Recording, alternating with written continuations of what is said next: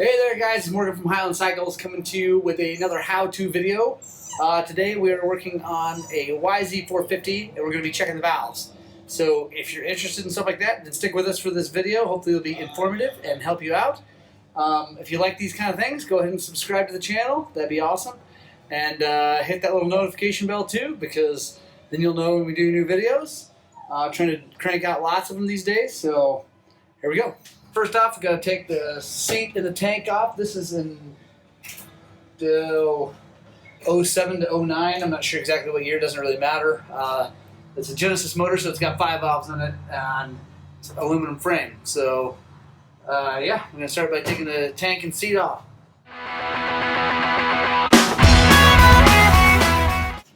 So, like all problems that we get in here, so let's start with customer complaint was my bike doesn't start anymore, and he had to pull start him to get him back home after he'd killed it somewhere out in the Adobe. So generally, if the bike's been running and running pretty good, it's usually a valve issue. Not always, but in this bike, I mean, the numbers that we've worked on, so very many of them, that's usually what's wrong. Yamahas don't have nearly as big a problem as Hondas, but they all have valves and they all eventually have problems. So, but when we're taking things apart, I definitely really like to inspect and kind of get an idea of maybe why something happened, so we can cure the underlying problem more than just the symptoms. So, as always, take a look at the air filter first. So let's take a look. So, it looks fresh, like maybe he hoped by cleaning it and oiling it, it would fix it. It didn't. But that's good. Hey, at least he's doing some maintenance. So let's go ahead and get this tank off. Then we got to get the motor mounts out of the way to get the valve cover off.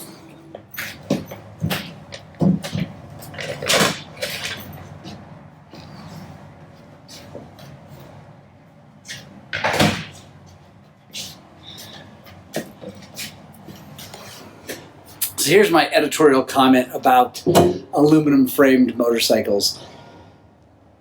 So everybody talks about how great they are, they're lightweight, but anyway, whatever. KTM has actually recently shown you can make a steel frame motorcycle lighter than any aluminum frame motorcycle, at least currently. And then also, when they did that, they made these things way harder to work on. So take a look in here. That's the valve cover we need to get off to get down to check the valves. And with this aluminum frame, it all has to be bigger than the steel frame to be strong. And then you got these motor mounts up here, and it's made this a way harder situation than it used to be. It was always so much easier than this.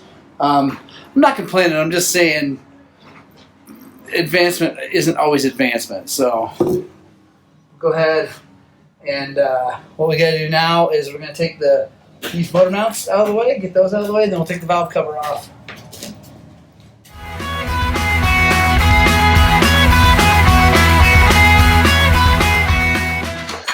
So, if you guys have watched many of these videos, you know I like to keep things all in order. So, take the motor mounts, put the bolts back in the way they came out, screw them in just a little bit so they don't come loose. And then, you know, first of all, where everything is, and you also know what shape, kind of like what the orientation was when you took it off. And since I plan on being able to have this thing apart and back together and running, I'm not going to get boxes out and store everything, because hopefully we're going to adjust these valves and this bike starts right up. If not, we'll have to get boxes out and organize everything. But now, got to take the spark plug cap, which is actually on these bikes. It's also the coil. Best to unplug the wire going to the cap, and then you can spin the thing around, it comes right out. With things like this, so when you look at this thing, if it's up in here, it's kind of in the way. I just like to take it, tuck it down in here, hook it out of the way. So it's just out of the way. We don't have to take it off and move it, but now it's out of the way. Now we got these two Allens we got to take off to get this valve cover off.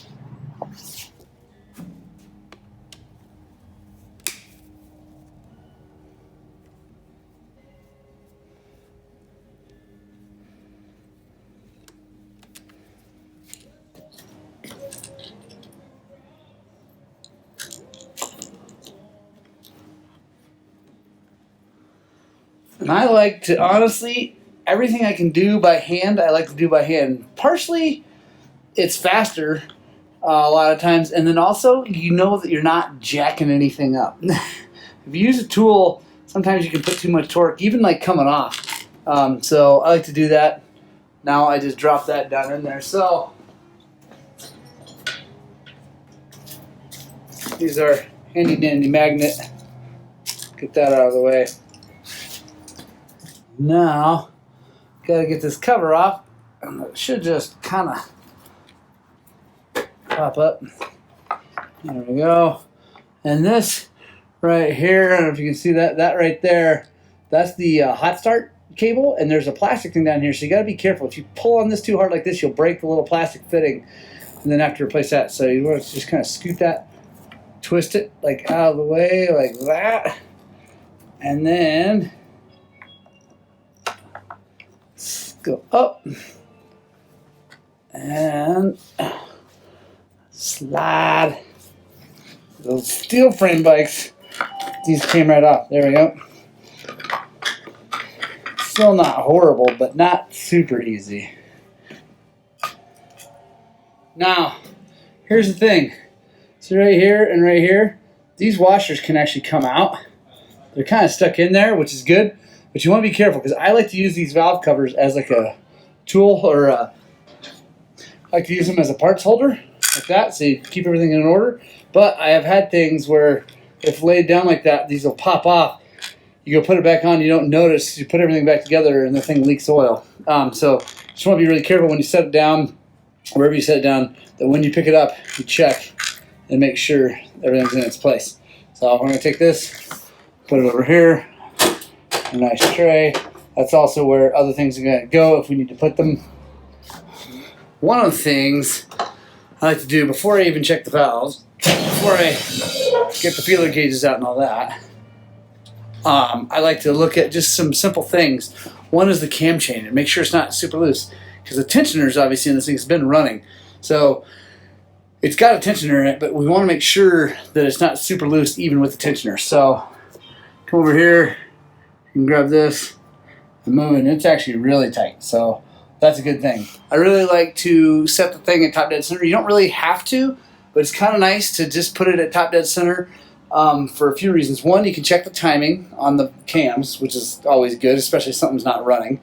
And then also, if you haven't worked on the bike before, like if it's one that you don't know really well, you don't know how the cams are timed or how that looks, if you set it at top dead center before you take anything apart, you can get a good look at it, maybe even take some pictures of it, and then you know how to put it back together when you're ready to go. So we're going to go ahead and do that. I went ahead and took the inspection covers off. This one that's the end of the crank, so we can spin it with a wrench or a ratchet. And then in here, we're going to be looking in there, and it's actually, if you look, hang on, it's pretty close to top dead center. See those two marks? Those are ignition marks. And if I roll it forward or to the left, we should see one more mark, which will be top dead center. So this is a 17 on Yamahas. Put it on there. Now, not all motors are like this, but in general, motors turn like this, counterclockwise if you're standing over here on the left side. So I know for a fact that these are, because I've just worked on lots and lots of them. So I can see in there, and I'm just going to roll this thing forward, and I'll show you guys. See that? There's another mark in there. That right there is top dead center, and it's trying to line up with this little tick mark here. Let me get this. So, see that? Tick mark is where you want to line up that mark. It's the third mark in there. Kind of hard to see with this, but if you look, Google it, you'll see we're really close to top dead center anyway. So, just going to move it a little bit. There, it's lined up. Now, come up here, and we can see, so it's an interesting situation we're in right here. So that little dot right there, and that little dot right there. Those are the timing marks on these cams, but we want them over here on the outside. So right now, the piston is at top dead center, but we're at top dead center overlap. So here's a little 4-stroke lesson for you. There are 2 top dead centers for every 4 strokes, right? That's the whole thing with the whole 4-stroke deal. So there's top dead center compression, and then there's top dead center overlap. Right now we're on overlap. That is not how you want to check your valves, because overlap is like the one time in the revolution of the engine that both of the cams are opening valves. It's a time when it's right after exhaust, right before intake, when it's trying to bring a little bit of air and fuel in and try to scavenge or get rid of all the rest of the exhaust. So if we look here, you'll see the cam lobes are pointed down. So that means we're on overlap. So we got to go ahead and turn it another 360 degrees on the crank, but that's going to be 180 degrees on the cams. So you can see, there we go. Now, you see those marks. See that mark right there? The mark right there are right on the cylinder head plane. Now let's take a look in here and see if we're back on top dead center. And let's see if we can get my light right. Ding, ding, ding, ding. We are. There it is. You can see it. Light's not great, but anyway, it's right at top dead center compression. So now we can check the valves. We can also, if we want to, go ahead and loosen the cam chain and it won't move anything, which is good. If you loosen the cam chain tensioner while the cam lobes are pushing on the valves, it's going to want to spin and may skip time. And it's not the end of the world, but you're going to have to then time it again. So, all right, let's get our feeler gauges. On pretty much every 5-valve Yamaha motor, which is the Genesis motor, is what they call it, you want to see about 4 to 6 thousandths clearance on intake and 6 to 8 thousandths on exhaust. And that's pretty close. Some of them may vary a little bit. But if we're in that spec, the bike's going to run. The Genesis 5-valve motor is a pretty unique motor. There aren't any other motors really like it out there. And so you don't have to, but it's really nice to have a set of feeler gauges that are like this, with the really skinny little things and the bend in them, because that allows you to get it in there and check these clearances a lot easier than if you don't. So I like to start with the 3 thousandths feeler gauge, which I've had these so long it's hard to find. There it is. Let's see if we can get that in focus. Anyway, trust me, that says 3 thousandths. There we go, 3 thousandths. Because any less than that, it's not going to be, the bike's probably not going to run. So I come in, start on this right one, and see if we can't get in there. Let's see, actually, here we go. This would be a good angle if I can get it. So, there we go. I'm going to come in and try to slide that 3 thousandths underneath. And it's going pretty easy, so that's good. That means it's at least 3 thousandths clearance. So now we're going to go to the center one. It's hard to see. Again, this is why you use these kind of feeler gauges. We're going to try to slide that under. That one slides. Nice and easy. Now we're going to go under this far one. Let's take a look at something. I wish this was smell-o-vision, but you see this oil up here? It's pretty dark. It's not super dark, but it's dark. And if you could smell this right now, it would smell like burnt oil. So that's not good. And I'm a little concerned we got other problems going on. The cam lobes look okay, but they maybe look a little bit blue. So that's maybe not good. But let's check the exhaust. Like I said, they're supposed to be 6 to 8 thousandths. We're going to start with 6. So we're going to come in here. And that goes good. And that goes good. So I'm going to try the 6 thousandths in the intake, which is the high end, and see how. So that's good. That doesn't go. I mean, that's okay. if it slid real easy. So the middle one, you can see it coming through there, poking through. That goes pretty easy with the 6000s. And so, if you look right in there, you can see that going. That goes easy too. So let's check the compression, which is we're just going to roll the Kickstarter through and see how bad it is. Let's see how easy it is. It should be pretty stinking hard, being a 450. But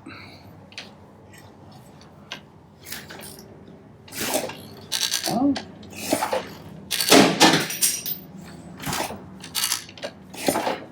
So that's not bad. It's not going to be as hard as an older school 4-stroke, like an old late 90s one, because it's got an auto decompression on the cam to help hold the valves open so you can kick it.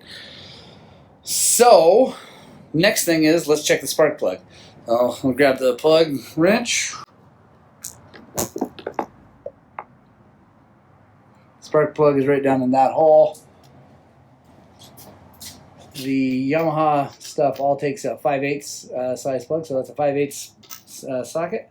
Put that in there. There we go.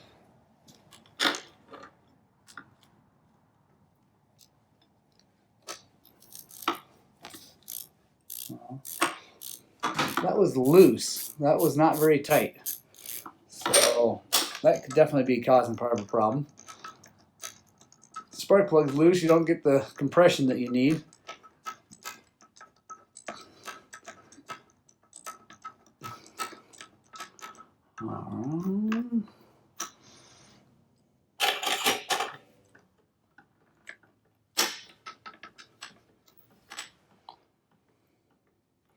So here's the plug.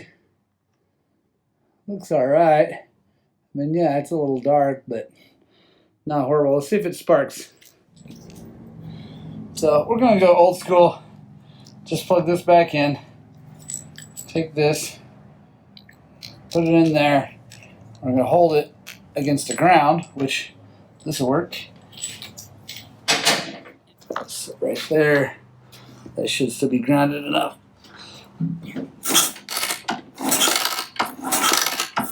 So it's definitely sparking, but let me show you guys something. Something I learned long ago from an old mechanic who's way smarter than me. Something to look for when you take a spark plug out.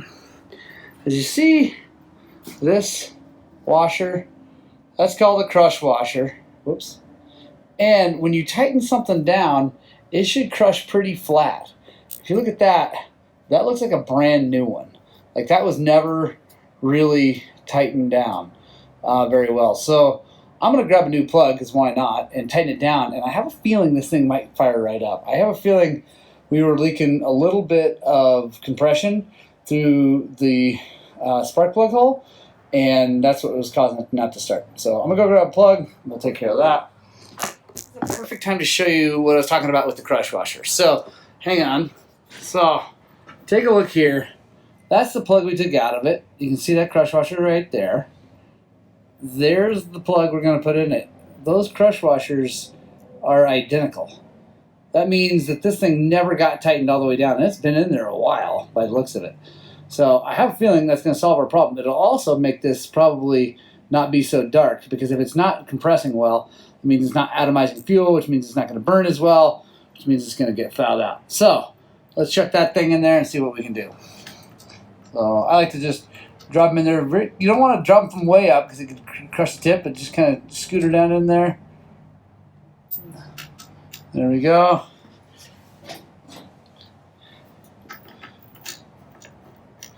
And as with everything, I'm going to say this in pretty much every video, start everything by hand so that you don't jack things up.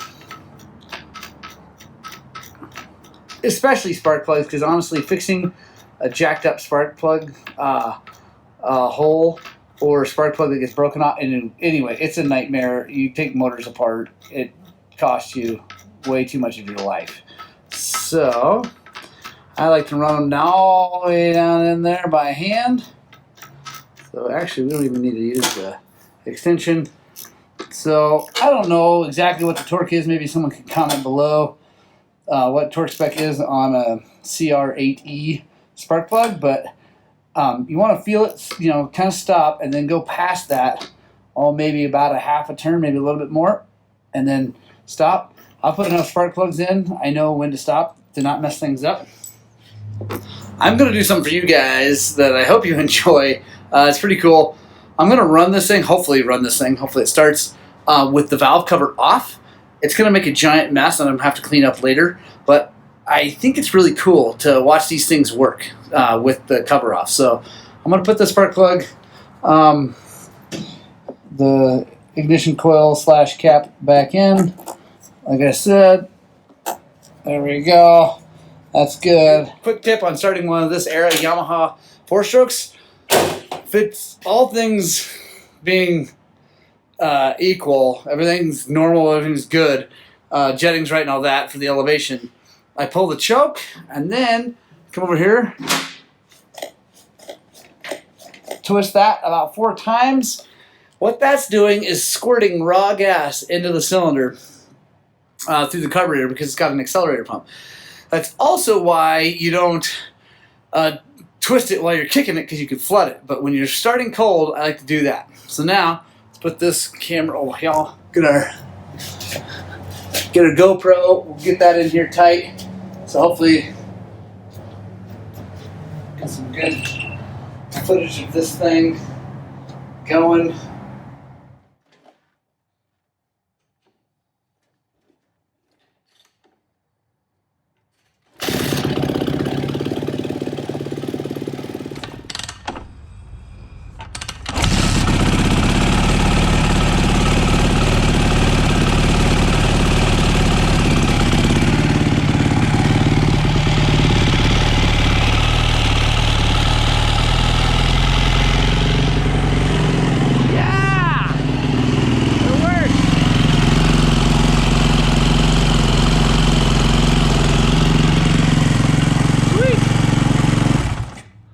So we're winning. I think the spark plug was the problem. That's awesome for me and for the customer. And you guys got to see that. I hope that was cool for you to see what a 4-stroke looks like when it's running with no valve cover on it. I got a bit of a mess to clean up, but actually not as big a mess as I was hoping, which means maybe the oil level is a fuzz on the low side. So yeah, we're gonna have to check that right now. But I think we're gonna be stoked. That started right up. One kick. Looks great. Oil looks super dirty, so we're gonna go ahead and change that. Make sure the level's good, and then yeah, we're gonna button this whole thing back up and take it for a test ride. All right, so can we go back together? Like I said, we'll make sure those through there. Okay, we're good. This always wants to flop around, so you just gotta be really careful when you go back together. Make sure that thing gets down in its groove. But to start, you just want to get in there, which is kind of the hard part. All right, so now the moment of truth. Let's see how much oil is actually in this thing. Clearly, he's lucky because it definitely runs. So, but I don't know how long it was going to run. So let's take a look.